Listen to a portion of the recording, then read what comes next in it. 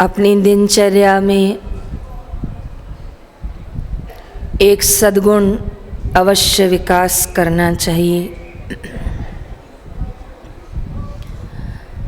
जब विद्यार्थी भोजन करने बैठे, पूर्व और उत्तर दिशा की ओर बैठे, मौन पूर्वक भोजन ग्रहण करें। भोजन को गुरुदर की प्रसादी समझकर, भगवान को भोग लगा हुआ प्रसाद समझकर उसे ग्रहण करें। और अंत में आप विद्यार्थियों से निवेदन करूंगी भोजन के निमित्त कि भोजन को बचाएं नहीं। हरिद्वार आश्रम सप्तऋषि मार्ग, हमारे आश्रम से पहले एक स्थान आता है जिसका नाम गीता भवन है। वहाँ रोज शाम को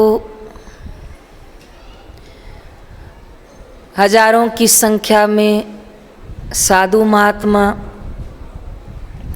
भोजन प्रसादी पाने आते हैं। एक बार पूज्य बापूजी की आज्ञा से हम लोग वहाँ पर प्रसाद बांटने गए थे। सब महात्मा पंगत में बैठे, श्रीमद् भगवद गीता के 15वें अध्याय का पाठ हुआ, भगवान नाम कीर्तन हुआ। उसके बाद गीता भवन के जो विद्यार्थी हैं गुरुकुल के, उन्होंने भोजन बांटना शुरू किया। 15 से 20 मिनट के अंदर सभी महात्माओं ने भोजन प्रसादी पा ली। फिर उनके थाली के सम्मुख जल रखा गया था। सभी महात्माओं ने वो जल हाथ में लिया, ग्लास थाली में डाला, थाली को पूरा पानी से एकत्रित कर दिया और फिर थाली से वो पूरा जल ग्रहण कर लिया। जब हम वो थाली और ग्लास लेने गए तो ऐसा लग रहा था कि थाली धुल कैसे गई। तब पता चला महात्माओं ने उन्हीं में पानी डालकर पी लिए। बहुत अच्छा सद्गुण मैंने वहाँ से सीखा था कि थालियों में कुछ जूठन नहीं बचानी चाहिए। जो गुरु दर पे मिलता है वो अन्न नहीं, प्रसाद होता है। भगवान को, संत जनों को, सद्गुरुओं को भोग लग गया तो वो प्रसाद है। गुण दोष देखे बिना उसे स्वीकार करना चाहिए। हर चतुर्मास में सभी साधकों को अपनी प्रिय वस्तु छोड़नी चाहिए। मुझे चावल बड़े प्रिय, तो मैंने चतुर्मास में छोड़ दिए। लेकिन आत्म साक्षात्कार दिवस के निमित्त जब हम लोग जगन्नाथपुरी गए, वहाँ के आश्रम में गए, तो वहाँ भगवान का धाम है। अभी कई बच्चे भुवनेश्वर, जगन्नाथपुरी, उड़ीसा से भी आए हैं। बहुत अच्छा लगता है ऐसे विद्यार्थियों को और उनको संग में लाने वाले साधकों को प्रणाम करने की इच्छा होती है कि गुरुद्वार पर किसी को जोड़ कर ले आए, वो भी बच्चे यहाँ अनुष्ठान कर रहे हैं। तो जब हम लोग वहाँ गए तो वहाँ की समिति ने मुझे कहा कि बहन जी यहाँ भगवान को भोग लगता है, आज आप भोजन प्रसादी में वही लेना। केले का पत्ता दिया गया और पत्ते के ऊपर जो भगवान को भोग लगा था वो मेरे पतल में डाला गया तो उसमें उन्होंने चावल भी डाले। तो मैंने परोसने वाले को कहा चावल ले लो, मैं चावल नहीं खाती हूँ।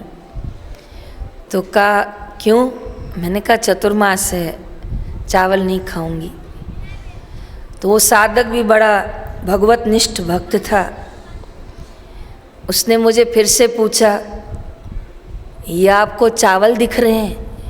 मैंने कहा बहन जी फिर से देखो। मैंने फिर से देखा। कहा आपको चावल दिख रहे हैं? मैंने कहा हाँ चावल ही दिख रहे हैं। कहा अंतिम बार पूछ रहा हूँ बहन जी ये कहाँ से आया है? मैंने कहा मंदिर से। तो मंदिर में क्या चावल मिलते हैं? फिर मुझे समझ में आ गया। मैंने कहा नहीं, मंदिर में गुरुद्वार पे जो मिलता है वो चावल और दाल नहीं होता, वो तो प्रसाद होता है। तो कहा बहन जी इसको प्रसाद समझ के खाइए, इसे चावल समझ के मत खाइए, नहीं तो आप फंस जाएंगी। फिर मैंने वास्तव में प्रणाम करते हुए, चावल न समझते हुए, भगवान जगन्नाथ का प्रसाद समझते हुए मैंने उसको खाया। विद्यार्थी, आप लोग तपस्या का मार्ग स्वीकार किए हो। जैसे बड़ों की आज्ञा में चलना ये एक सद्गुण है। सत्य बोलना ये एक सद्गुण है। विचार और विवेक के साथ हर कदम उठाना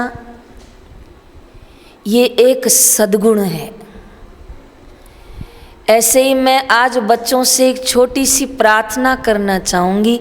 कमर सीधी रखें कि अपना किया हुआ जप और तप,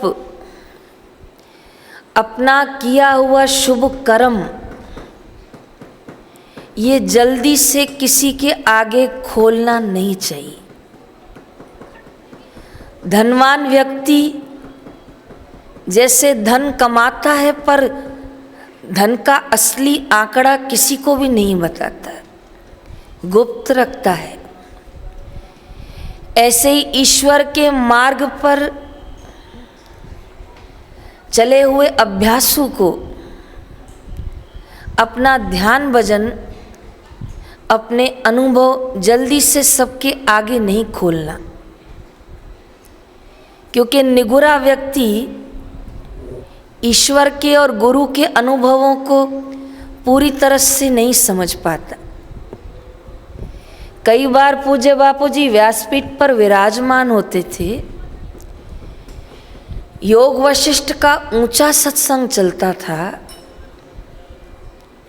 बड़ा तात्विक वेदांत चलता था, पूरे वातावरण में असीम शांति का प्रकाश फैल जाता। लेकिन थोड़ी देर ही बाद जिनका लक्ष्य ज्ञान नहीं था वो पुनः बापूजी के पास लाइन में लग जाते और फिर से कहते बापूजी आशीर्वाद दीजिए हमारा मकान बन जाए। तब पूज्य श्री मुस्कुराते और कहते जरूर बन जाएगा।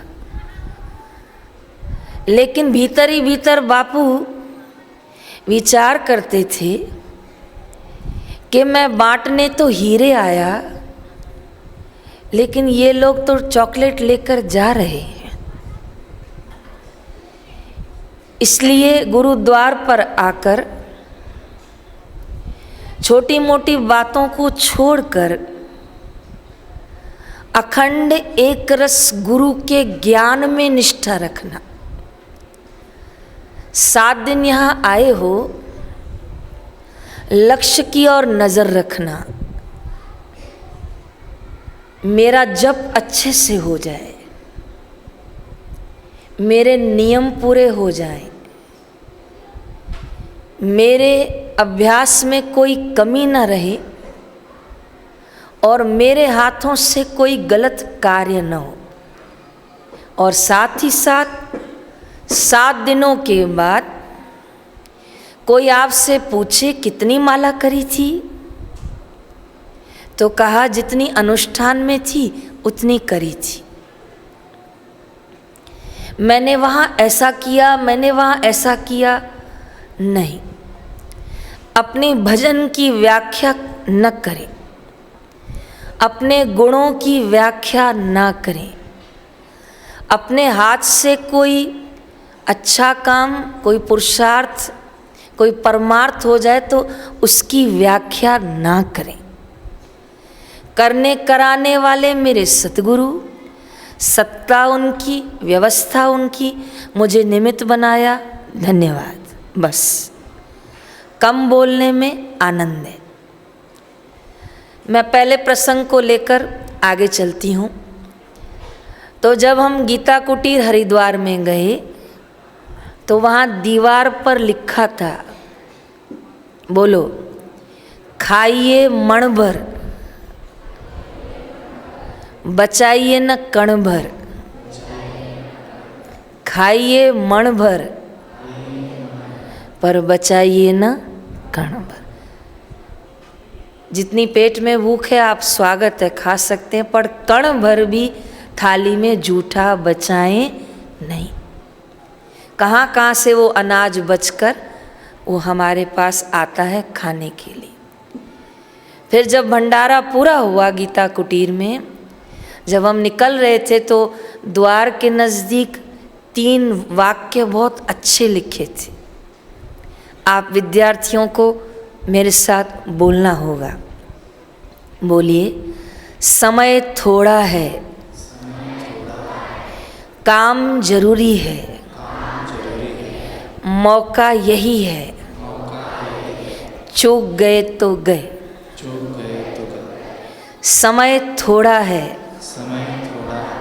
काम जरूरी है, मौका यही है, चूक गए तो गए। समय की बहती धारा में जैसे सब कुछ बह जाता है, ऐसे काल के प्रवाह में सब कुछ बह जाता है। लेकिन जिसने किया ध्यान भजन, जिसने ली सतगुरु की शरण, वो तर जाता है। पानी में लोहा डालेंगे तो डूबेगा, लकड़ा डालेंगे तो तैरेगा, लेकिन लोहे को लकड़े के साथ बांध लेंगे तो लकड़ा भी तैरेगा और लोहे को भी तैराएगा।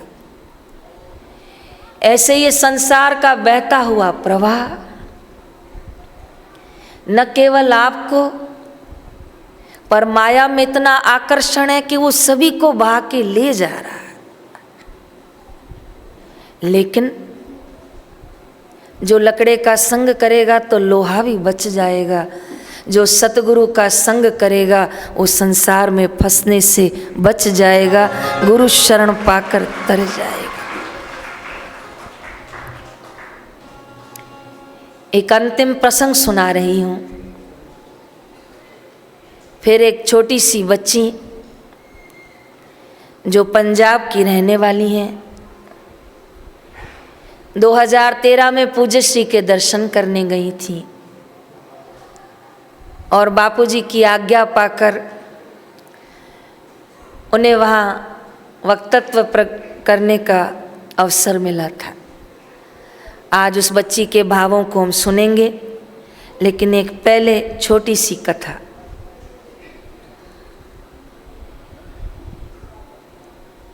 एक साधु थे, केवल वेशभूषा से नहीं, लेकिन वो स्वभाव से भी साधु थे। केवल स्वभाव से नहीं, वो अपने कर्मों से भी साधु थे। दादा गुरुजी, लीला शाह बापू अपने अमृतमय वाणी में लिखते हैं कि साधक वही श्रेष्ठ है जिसकी कथनी और करनी एक है। विद्यार्थी, क्या सुना आपने? जिसकी कथनी और करनी एक है। कथनी कुछ और हो, करनी कुछ और हो, तो साईं लीलाशाह कहते थे उसकी यात्रा लंबी हो जाएगी। वो महात्मा वास्तव में तपस्वी महात्मा थे। एक ही लक्ष्य था, ईश्वर प्राप्ति। मुझे बहुत अच्छा लगता है जब मुझे कोई विद्यार्थी कहता है कि मेरा लक्ष्य ईश्वर प्राप्ति है। मुझे लगता है मैं इस विद्यार्थी को बापूजी के पास ले जाऊं। इतनी छोटी उम्र में यदि कोई अपना लक्ष्य ईश्वर प्राप्ति बनाए तो ये प्रत्यक्ष गुरु कृपा का चमत्कार है। और भगवान करे मैं आप सभी विद्यार्थियों के लिए गुरु चरणों में प्रार्थना करती हूँ कि केवल जिनका लक्ष्य ईश्वर प्राप्ति है उनको नहीं, गुरुद्वार पर आए हुए सभी को भगवत प्राप्ति और लक्ष्य प्राप्ति है।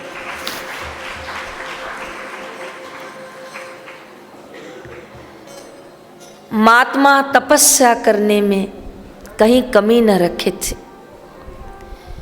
जंगल में जाकर एक स्थान बना दिया था। कोई आपके जैसा मेरे जैसा रोटी दे देता तो खा लेते थे, वरना फलाहार करके अपने भजन में मस्त रहते थे। न आए की खुशी न गए का गम, अपने आनंद में रहे मस्त। वो जंगल के मार्ग पे कभी कभी राजा टहलने जाते थे।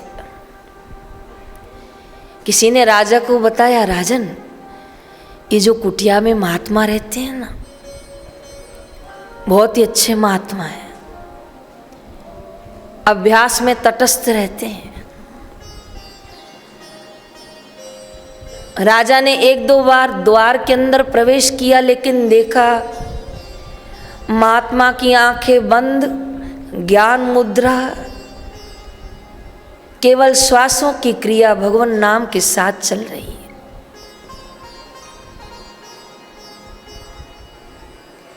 एक दिन एक साधक आबू की गुफाएं घूमने गया। वो अपने परिवार वालों का फोटो खींच रहा था। फोटो खींचते खींचते वो पीछे पहाड़ से टकरा गया। जैसे टकराया तो वहाँ से चूर चूर करके मिट्टी गिरी, और जैसे मिट्टी गिरी तो किसी तपस्वी का ढांचा इस मुद्रा में वहाँ पड़ा था। वो फोटो खींचने वाला कांप गया। तब वहाँ के किसी गांव वाले ने बताया कि यहाँ महात्मा तपस्या करते थे और उनके प्राण छूट गए, इसीलिए उनका ढांचा इसी मुद्रा में रह गया। तब उसने हमें भी वो फोटो दिखाए कि देखो भारत देश में कैसे कैसे तपस्वी लक्ष्य प्राप्ति के लिए बैठे हैं। राजा आता, महात्मा के द्वार पर प्रणाम करता, पर महात्मा को कोई फर्क नहीं पड़ता। उसे पता भी न था कि राजा आता है। इसीलिए संत महात्मा अपने आश्रम के परिसर में लिखवा देते थे, जो आए उसको 1 सलाम, जो जाए उसको 100 सलाम, जो लौट के कभी ना आए उसको 1000 सलाम। कहा बाबा ऐसा लिखते हैं, फिर कैसे आएंगे? कहा जिसको आना होगा, जिसको पाना होगा, ऐसा एक क्या 100 बोर्ड लगा देंगे तो भी वो गुरुद्वार छोड़ने वाले नहीं। और जिसको ना आना होगा उसके लिए तो बोर्ड का एक वाक्य भी बहुत है, वो पढ़ के वैसे ही बैठ जाएगा।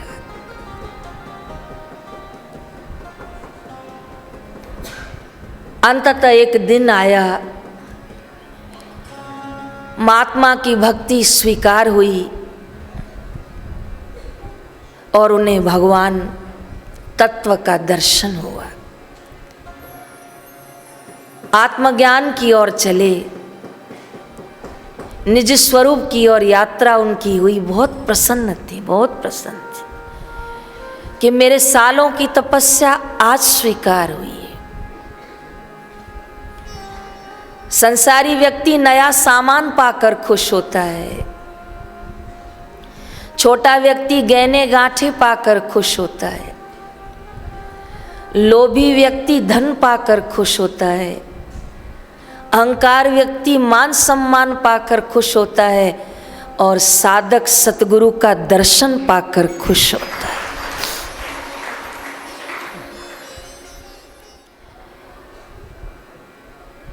राजा एक दिन महात्मा के पास आया और महात्मा उस दिन बड़े खुश थे क्योंकि महात्मा को एक रात्रि पहले ही भगवान दर्शन हुए थे। इतने खुश जैसे आप और मैं बापूजी के दर्शन पाके खुश होते। महात्मा ने कहा, बोलो क्या चाहते हो राजन? कहा, प्रभु मैं हमेशा दर्शन करने आता हूँ पर आप ध्यान मग्न होते हैं। कहा, कोई नहीं, आज मांगो, क्या चाहते हो?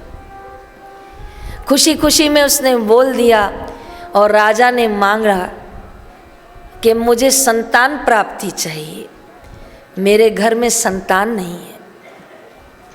और महात्मा के श्रीमुख से निकल गया, तथास्तु।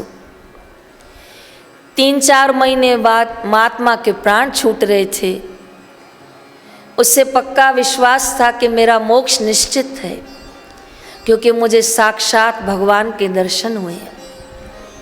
लेकिन जब प्राण छूट रहे थे तब पता चला कि एक जन्म और बाकी है। तब भगवान को कहा, क्यों? कहा, वो राजा के भाग्य में संतान नहीं थी पर तुमने उससे कहा कि निस्संदेह संतान होगी, तो आपको ही उसकी संतान बन के जाना पड़ेगा। और अंततः ध्यान भजन पूर्णता की ओर से रह गया और फिर से राजा के घर में जन्म हुआ। जन्म तो हुआ लेकिन बापू कहते हैं ना कि उसकी यात्रा खंडित हो गई। श्रीमद् भगवत गीता कहती है वो योग भ्रष्ट रह गया। आज आप और मैं इस गुरुद्वार पर जितने भी बैठे हैं ना, ये आपका और पूज्य श्री का कोई इस जन्म का नाता नहीं है। ये हम जितने भी आश्रमवासी समर्पित हुए हैं, ये कोई बापूजी से हमारी इस जन्म की मुलाकात नहीं है। कोई बापूजी इसी बार हमारे गुरु बने हैं, ऐसा नहीं है।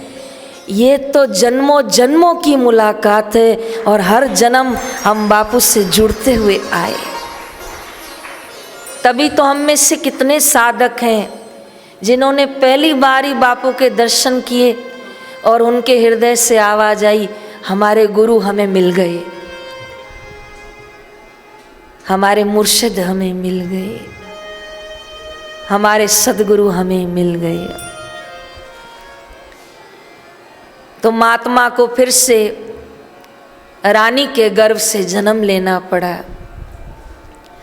लेकिन योग भ्रष्ट होने के कारण अपनी पीछे जन्म की गलती याद थी, इसलिए जैसे वो राजा का पुत्र बना लेकिन बोलता नहीं था, एकदम चुप, क्योंकि बोलने का परिणाम गत जन्म में भोग चुके थे।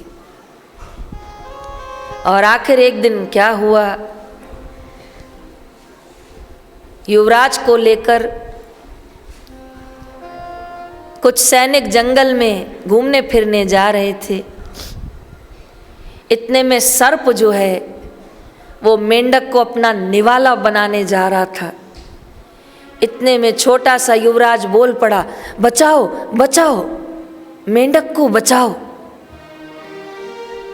तुरंत सेवकों ने सर्प को भगा दिया। लेकिन 4 साल बाद युवराज की आवाज़ सुनाई पड़ी और राजा को बड़ी खुशी से बोले, आपका बेटा गूंगा नहीं है, आपका बेटा बोलता है। लेकिन युवराज तो फिर से मौन हो गया। राजा ने बड़ी कोशिश की बुलवाने की, न बोला। तब राजा ने कहा, इन दोनों सैनिकों को फांसी लगाओ, ये मुझसे मजाक करते हैं, ये तो बोलता ही नहीं है। जब उन दोनों को फांसी लगने की तैयारी हुई तो फिर से छोटे से युवराज बोले, इन्हें फांसी मत लगाओ, मैं बोलता हूँ। तब राजा रानी ने सिर पर हाथ रखते हुए प्यार से पूछा, जब आप बोलना जानते हो तो बोलते क्यों नहीं हो? कहा, राजन, बोलने का परिणाम बहुत बुरा भुगत रहा हूँ। अगले जन्म में साधन भजन किया, लेकिन आपको अपने पुण्य और आशीर्वाद दे दिए, क्योंकि आपने बेटा मांगा था।